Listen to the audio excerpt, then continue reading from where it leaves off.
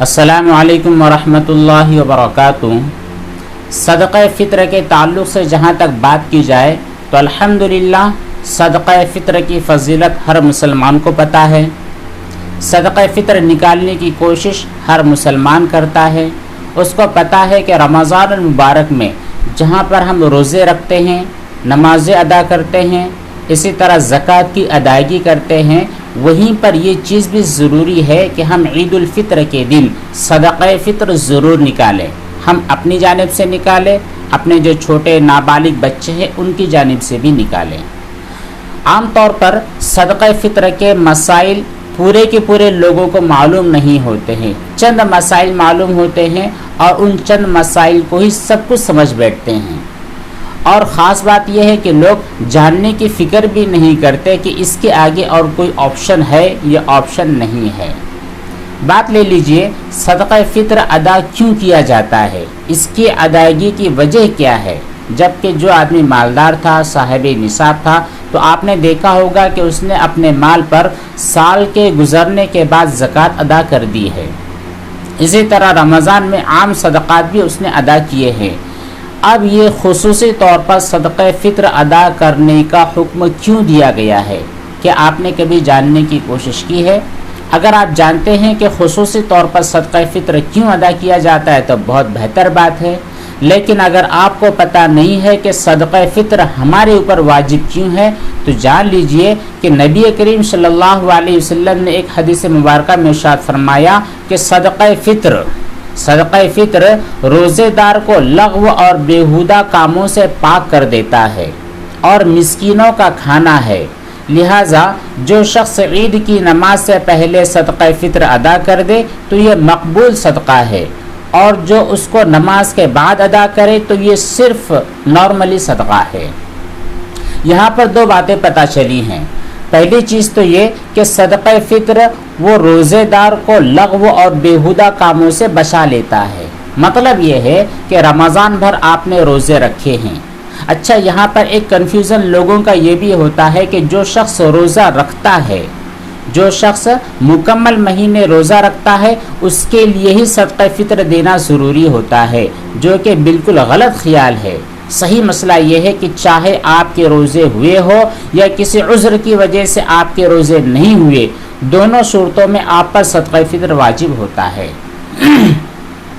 تو اس حدیث مبارکہ میں کہا گیا ہے کہ روزے دار جو ہوا کرتا ہے اس کو صدقہ فطر لغو اور بیہودہ کاموں سے بچا لیتا ہے۔ روزے کے اندر اگر کچھ غلطی ہو چکی ہے، کوئی مکروہ کام اس سے ثابت ہو چکا ہے، اسی طرح کوئی غلطی، کوئی گناہ اس سے ہو چکا ہے، تو یہ صدقہ فطر وہ پوری کسر نکال دیتا ہے۔ اور اگر کوئی شخص ایسا تھا جس نے کہ روزے رکھے ہی نہیں ہے تو پھر ایسے انسان سے بھی رمضان میں جو گناہ ہوئے ہوں گے ان گناہوں کا مختصر سا کفارہ ہو جاتا ہے۔ دوسری چیز یہ، اس حدیث سے پتہ چلتا ہے کہ جو صدقہ فطر ہوتا ہے یہ مسکینوں کا اور غریبوں کا کھانا ہوتا ہے۔ آپ جو صدقہ فطر نکالو گے تو یہ نکالنا اس لیے ہوتا ہے کہ اس کے ذریعے غربا، فقراء، مساکین، محتاج اپنا کھانا بنا سکے۔ عید الفطر کا دن ہے، آپ الحمدللہ مالدار ہے، اللہ تبارک و تعالیٰ نے آپ کو صاحب حیثیت بنایا ہے، صاحب ثروت بنایا ہے، آپ اپنے گھروں میں خوشیاں بکھیر دو گے، آپ کے بچے اچھا کھائیں گے، اچھا پہنیں گے۔ تو جو غریب ہوتے ہیں، فقراء اور محتاج ہوتے ہیں، ان کا بھی حق ہوتا ہے کہ وہ عید کے دن خوشیاں منائیں، چونکہ عید خوشی کا دن ہوا کرتا ہے۔ جب آپ اپنے مال میں سے کچھ فیصد نکال کر غربا، فقراء کو فطرے کی نیت سے، فطرے کے نام پر جو رقم دو گے اس رقم سے وہ کھانا بنائے گا، خوشبودار کھانے اس کے یہاں پر بنیں گے، مٹھائیاں اس کے یہاں پر بنیں گی، شیر خرمے اس کے یہاں پر بنیں گی، سوئیاں اس کے یہاں پر بنیں گی۔ تو جو خوشیاں آپ کے بچے محسوس کریں گے وہی خوشیاں غربا، فقراء اور محتاج مساکین کے بچے بھی محسوس کریں گے۔ پہلی چیز تو یہ ہوئی۔ دوسری چیز یہ کہ اب صدقہ فطر کتنا ادا کیا جانا چاہیے۔ یہاں پر حدیث مبارکہ میں آپ غور کرو گے اور علماء کرام سے آپ پوچھو گے تو وہ سب آپ کو بتلا دیں گے کہ صدقہ فطر کی جو منسوخ چیزیں ہیں جس کے اوپر حدیث شریف میں الفاظ آئے ہیں وہاں پر 4 چیزوں کا تذکرہ کیا گیا ہے۔ نمبر 1 گیہوں یا اس کا آٹا، نمبر 2 جو، نمبر 3 کشمش اور نمبر 4 کھجور۔ یہ 4 چیزیں ہیں جن کے الفاظ احادیث مبارکہ میں وارد ہوئے ہیں۔ اب اگلا سوال یہ پیدا ہوتا ہے کہ صدقہ فطر کن لوگوں پر ادا ہوتا ہے؟ تو یہاں پر 2 شرائط ہے، 2 کنڈیشن ہے۔ پہلی کنڈیشن یہ ہے کہ وہ شخص جو صدقہ فطر ادا کرے گا وہ ہونا چاہیے مسلمان آزاد، اور دوسری کنڈیشن وہ ہونا چاہیے صاحب نصاب۔ جب یہ دونوں چیزیں کسی بندے میں پائی جاتی ہے تو وہ شخص اس لائق ہو جاتا ہے کہ وہ صدقہ فطر ادا کرے۔ اب زکوٰۃ کا اور صدقہ فطر کا نصاب ایک ہی ہو گیا، یعنی اگر کسی آدمی کے پاس 52.5 تولہ چاندی ہے تو اس آدمی کے اوپر زکوٰۃ واجب ہے اور اسی کے ساتھ ساتھ صدقہ فطر بھی واجب ہے۔ البتہ صدقہ فطر واجب ہونے کے لیے یہ ضروری نہیں ہے کہ آپ کے پاس جو مال ہے اس کے اوپر سال گزر جائے۔ سال گزرنا یہ صرف زکوٰۃ کے لیے ضروری ہوتا ہے، صدقہ فطر کے لیے ضروری نہیں ہوتا۔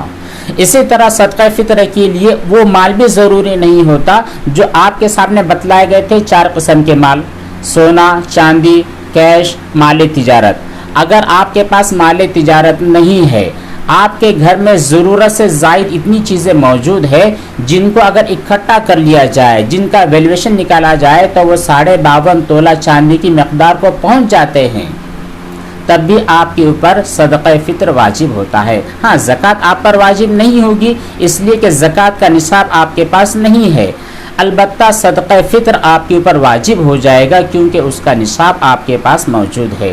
ان دونوں نصابوں میں عام طور پر لوگ بہت زیادہ کنفیوژن کا شکار ہو جاتے ہیں، تو اچھی طرح سمجھ لیں کہ زکوٰۃ کا نصاب اور صدقہ فطر کا نصاب قریب قریب ایک ہی ہے، لیکن تھوڑا سا فرق یہ ہے کہ زکوٰۃ کے نصاب میں سال کا گزرنا ضروری ہے جبکہ صدقہ فطر کے نصاب میں سال کا گزرنا ضروری نہیں ہے۔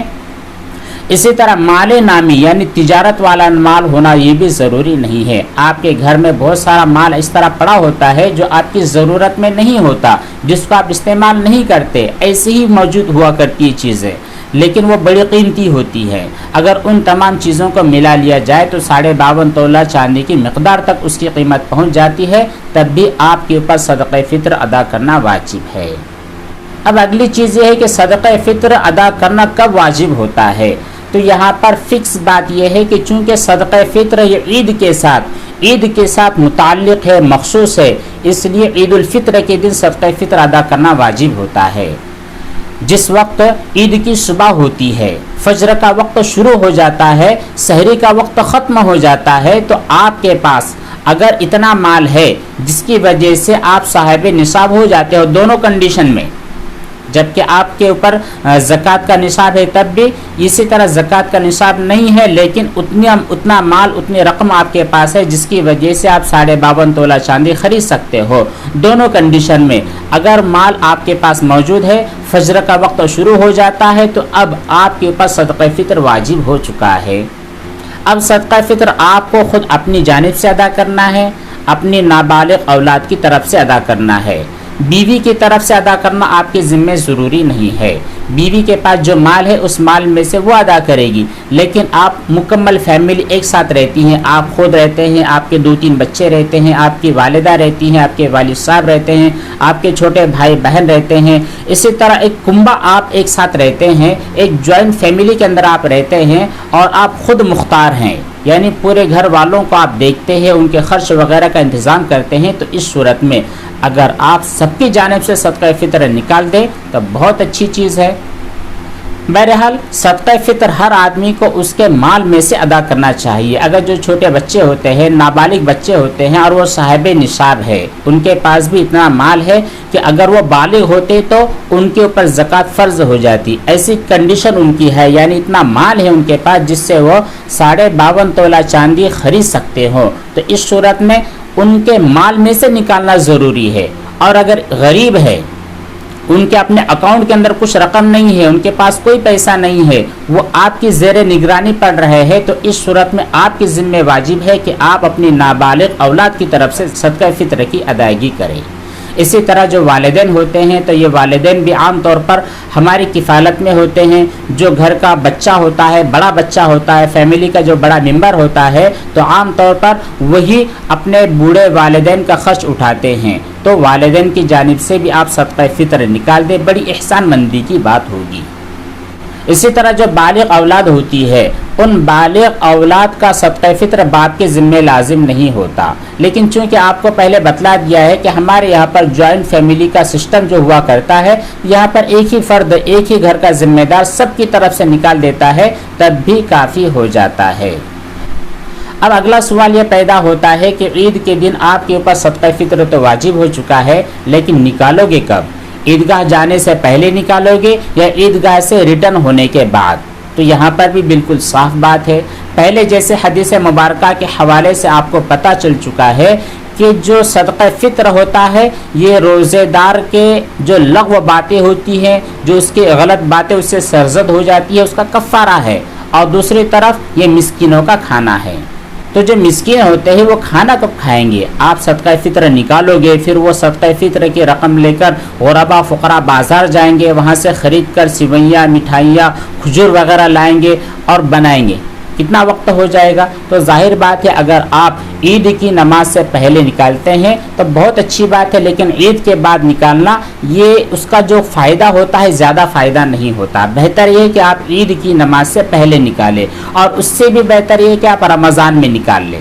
واجب تو آپ پر عید کے دن ہوتا ہے، لیکن یہ ایک ایسا واجب ہے جس کو آپ واجب ہونے کے پہلے بھی نکال دیں تب بھی آپ کو ثواب ملتا ہے۔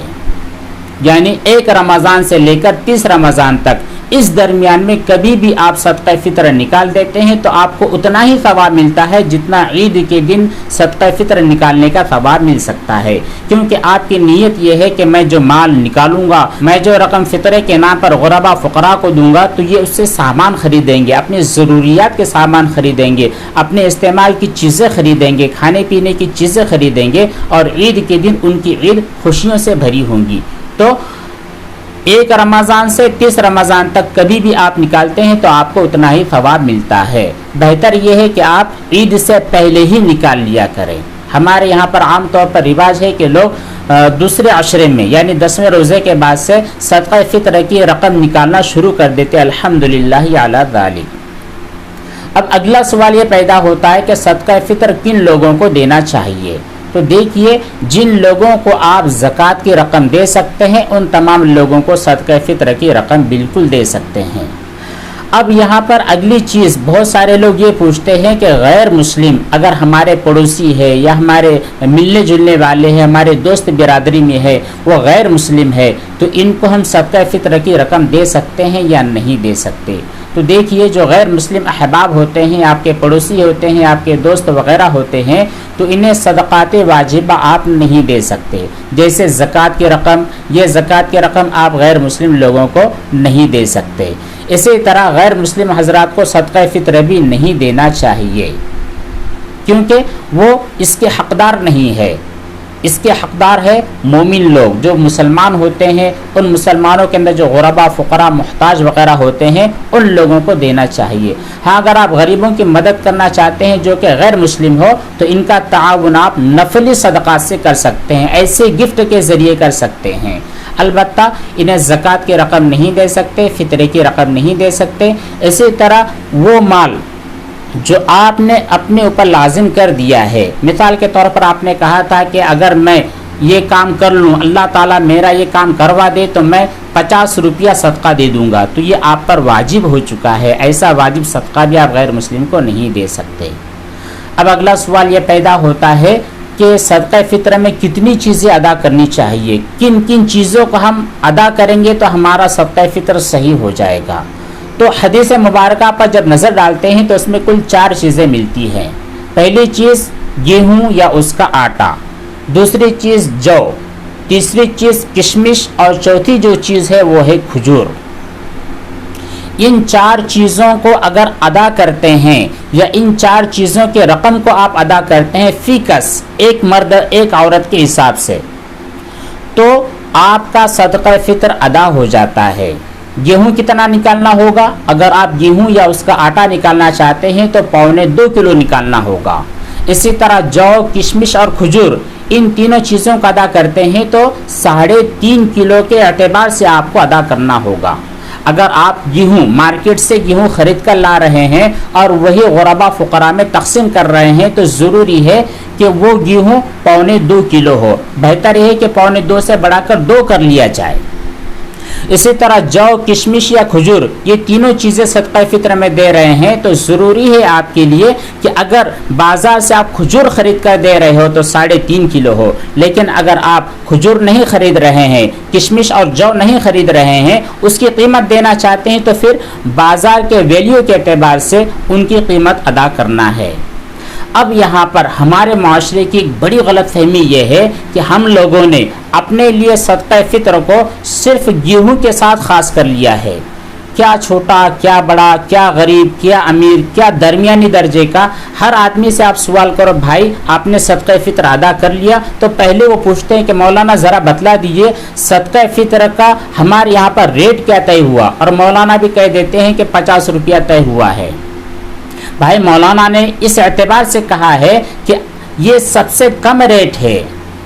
دیکھیے ہمارے جو لوگ ہیں, اللہ تعالیٰ نے جن لوگوں کو مال دیا ہے, دولت دی ہے, صاحب نصاب بنایا ہے, اس کے اندر بہت ساری کیٹیگریز ہے.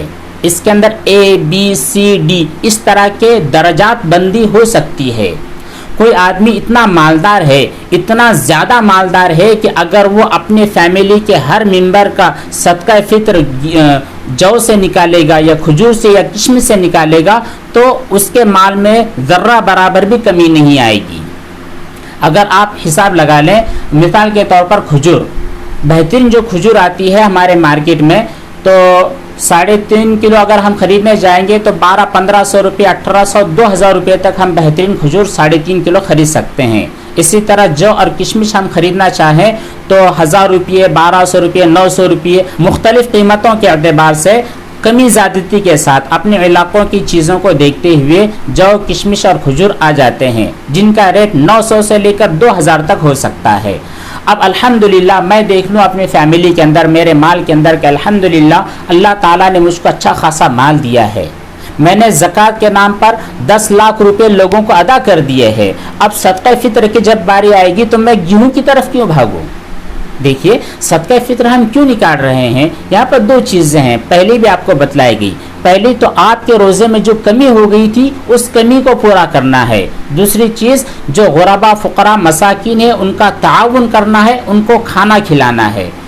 اگر آپ گیہوں یا اس کا آٹا نکالتے ہیں 1.25 کلو, ہمارے مارکیٹ کے اندر ریٹ کیا چل رہا ہے, زیادہ سے زیادہ 25-30 روپے کلو کا گیہوں ہے. 60 روپیہ اگر مثال کے طور پر اگر آپ گیہوں نکالتے ہیں تو بتلائیے 60 روپے کے اندر کس غریب کا کھانا بن جائے گا, کس غریب کی ضرورت مکمل ہو جائے گی. یہ بات جو ہے نبی کریم صلی اللہ علیہ وسلم نے ارشاد فرمائی تھی. وہاں پر سب سے پہلے جو بات تھی کہ گیہوں نکالنا ہے, اور گیہوں کتنے بتلائی, نصف سا یعنی 1.25 کلو, اور کھجور, کشمش اور جو, ان تینوں کا جو کوانٹیٹی ہے, مقدار ہے, آپ نے طے کی ہے 3.5 کلو. 3.5 کلو یہ تمام چیزیں بیان فرمائی اور 1.25 کلو گیہوں کو متعین فرمایا. اس کی وجہ کیا تھی؟ گیہوں اس وقت مدینے میں پکتا نہیں تھا بلکہ باہر سے وہاں پر امپورٹ کیا جاتا تھا. جب وہاں پر باہر سے گیہوں آتا تھا تو ظاہر بات ہے گیہوں ویلیویبل تھا, اس کا ریٹ بہت زیادہ تھا, وہ بہت ہائی کوالٹی کا مال سمجھا جاتا تھا. وہاں پر جو کھجور ہے یہ کھجور بھی کم تھا, کھجور کا ریٹ بھی کم تھا, لیکن گیہوں کا ریٹ بہت زیادہ تھا, عام طور پر لوگوں کو ملتا نہیں تھا. تو گیہوں کی مقدار آپ صلی اللہ علیہ وسلم نے کم فرما دی کہ 1.25 کلو اگر آپ نکالتے ہیں تو اس کا ریٹ اس دور میں اس زمانے کے اعتبار سے اتنا ہو جاتا تھا جتنے اعتبار سے 3.5 کلو کشمش, کھجور یا جو آپ خرید سکتے ہیں. تو جو گیہوں تھا وہ گیہوں بھی اس وقت کی اعلیٰ کوالٹی کا تھا. لیکن آج ہمارے معاشرے میں, انڈیا کے اندر اور ہمارے جیسے جو علاقے ہیں جہاں پر گیہوں پکتے ہیں وہاں پر گیہوں بالکل معمولی حیثیت کے ہیں, وہاں پر ان کا کوئی ویلیو نہیں ہے, یہ ویلیویبل چیزیں نہیں ہیں, بہت ہلکے درجے کی چیزیں ہیں. اس لیے ہمیں غربا فقراء کی امداد اور تعاون کی طرف دیکھنا ہے تو گیہوں سے صدقہ فطر ادا کرنا چھوڑ دینا پڑے گا. 50-60 روپے کے اندر کسی غریب کا فائدہ نہیں ہوتا ہے. اگر ہمیں غریب کا فائدہ کرنا ہے, اپنے روزے کے اندر جو کمیاں ہوئی ہیں, جو کوتاہیاں ہوئی ہیں, ان کوتاہیوں کو ختم کرنا ہے تو ہمیں بڑے صدقہ فطر کی طرف بڑھنا پڑے گا. बड़ा सदका फितर जानते हैं?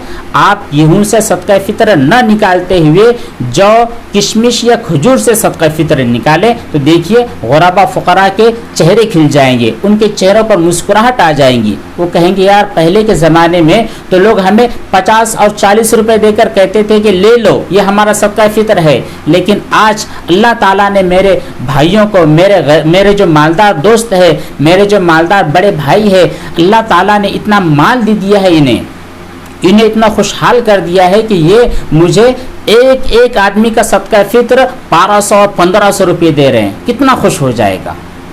और अगर हम निकालते हैं तो निकालने की वजह से हमारा माल कम नहीं होता है। देखिए जब ज़कात के नाम पर आपने हज़ारों रुपये, लाखों रुपये निकाल दिए हैं तो ये कंजूसी सिर्फ सदका फित्र के नाम पर क्यों, ये समझ में नहीं आता है। आम तौर पर होता यह है कि लोगों के अंदर दो किस्म की गलत फहमियाँ होती है। पहली गलत फहमी ये होती है, वो ये समझ रहे होते हैं कि अगर हम 1.25 किलो गेहूं से ज़्यादा निकाल देंगे तो हो सकता है हमारा सदका फितर सही तौर पर अदा नहीं होगा।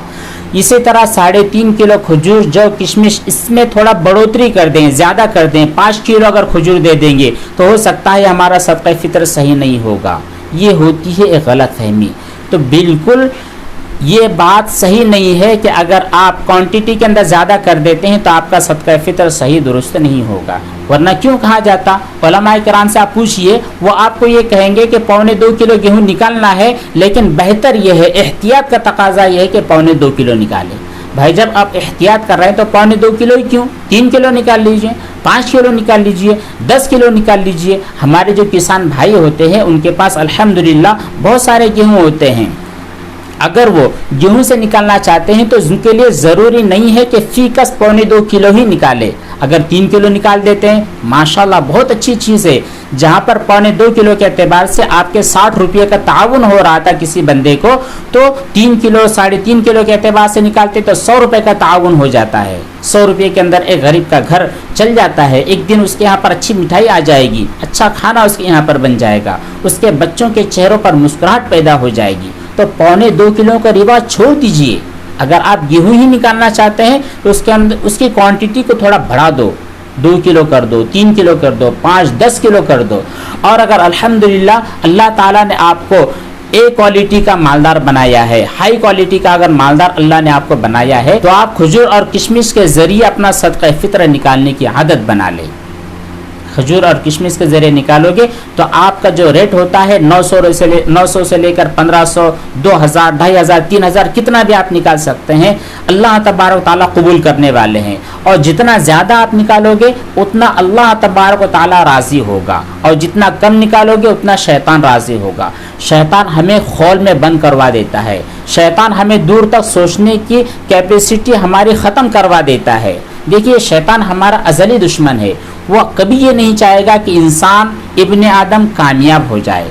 और अगर हम सदका फितर के नाम पर मुकम्मल तौर पर रकम अदा कर दे रहे हैं तो इसमें हमारी कामयाबी है, इंसान की कामयाबी है।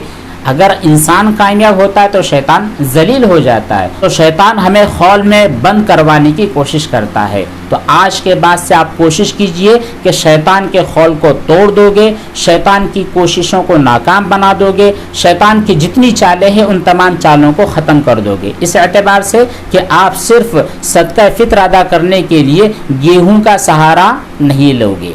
और अगर आपको गेहूं अदा करने भी है, लोग तो यही कहते हैं कि नहीं मौलाना हम तो वही गेहूं खाते हैं जो राशन से आता है, राशन से आने वाले गेहूं हम खाते हैं तो जाहिर बात है वही कीमत वही रकम हम फितरे के तौर पर अदा करेंगे। क्यों भाई आपने आप पर जुल्म कर रहे हो? जब अल्लाह ताला ने आपको भर भर कर दिया है तो राशन के गेहूं के ऊपर आप इक्तिफा क्यों करते हो? बेहतरीन किस्म के गेहूं खाइए। जो अल्लाह ताला ने आपको नेमतें दी हैं, नेमतें खाकर अल्लाह ताला का शुक्र अदा करना उस आदमी से ज़्यादा बेहतर हुआ करता है जो भूखा रहकर सब्र करता है। हदीस मुबारका है जिसमें ये बात है कि जो आदमी भूखा रहकर सब्र करता है इस आदमी को भी बड़ा सवाब मिलता है, लेकिन उससे ज़्यादा सवाब उस आदमी को मिलता है जो नेमतें खाता है, नेमतें खाता है, पेट भर कर खा लेता है, डिकार ले लेता है और अल्लाह ताला का शुक्र अदा करता है। तो आप भूखा रहकर सब्र करने वाले मत बनिए, बल्कि पेट भर कर शुक्र करके बड़ा सवाब कमाने वाले बन जाइए। समझ में आ रहा होगा कि आप अपनी मजबूरी की वजह से, किसी बीमारी की वजह से, किसी तकलीफ की वजह से राशन का और कंट्रोल का गेहूं खा रहे होंगे, लेकिन अल्लाह के बंदों को जब तकसीम कर रहे हो तो राशन के गेहूं को अपना आइडियल मत बनाइए, बेहतरीन किस्म के आला और उम्दा क्वालिटी के गेहूं के एतबार से उन्हें दे दीजिए। अगर आप चावल खाते हैं घर में, उसके अलावा आपके घर में कोई चीज़ नहीं खाई जाती, सिर्फ चावल खाते हैं, तो इस सूरत में भी आप चावल को मत देखो। चावल का जो रेट बनता है 1.25 किलो के एतबार से इसको भी मत देखो, छोड़ दो। किशमिश का भाव ले लो, किशमिश कितनी आती है उस एतबार से दे दो, जो कितना आता है उस एतबार से रकम दे दो। इसी तरह जो खजूर होती है, खजूर खरीद कर दो, या फिर 3.5 किलो, 4 किलो, 5 किलो, जितने रुपये में खजूर आती है उतनी रकम गुरबा फुकरा को दे दो। अल्लाह ताला राज़ी हो जाएंगे। जो आपके गरीब फ़कीर मुस्किन भाई है, उन लोगों के चेहरों पर कलियाँ खिल जाएंगी, बहुत ज़्यादा दुआएं देंगे। तो हमारे माशरे की एक बहुत बड़ी तकलीफ़ आज की ये है कि लोग सदका फ़ित्र ज़रूर अदा करते हैं, लेकिन उसमें बड़ी कंजूसी करते हैं, गरीबों वाला सदका फ़ित्र देते हैं। हाँ भाई, वाक़तन अगर आप गरीब है, यानी आप साहिब निसाब नहीं है, आपके घर में आपने पूरी तहक़ीक़ की तो पता चला कि कुछ चीज़ें ऐसी है जो भंगार पड़ी हुई है, जिनको आपके इस्तेमाल में आप लाते नहीं हो, लेकिन वो तमाम चीज़ें वैल्यूएबल है, उन तमाम चीज़ों को आपने जमा कर दिया तो पता चला कि इसकी मालियत आज के दौर में 42,000 रुपये, 45,000 रुपये है। तो जाहिर बात है आज के दौर में, आज की तारीख में जिस आदमी के पास 42 से 45,000 रुपये होते हैं, उस आदमी के ऊपर ज़कात वाजिब होती है। इसी तरह सदका फ़ित्र भी वाजिब होता है। तो आपने अपने घर में जब देख लिया और पता चला कि अल्हम्दुलिल्लाह मेरे पास 42 से 45,000 रुपये है, तो इस सूरत में आप मालदार है, लेकिन एक क्वालिटी के मालदार नहीं है, ज़रा दरमियानी दर्जे के, मीडियम दर्जे के मालदार है। तो इस सूरत में अगर आप गेहूं के एतबार से सदका फ़ित्र अदा करते हैं तो बहुत अच्छी बात है, चलेगा। अगर आप कुछ भी अदा नहीं करते तो बहुत गलत बात थी, लेकिन चलो आपके पास ज़्यादा माल नहीं है, जो कुछ माल है वो भी भंगार माल है, जो आपके इस्तेमाल में ज़्यादातर आता नहीं है।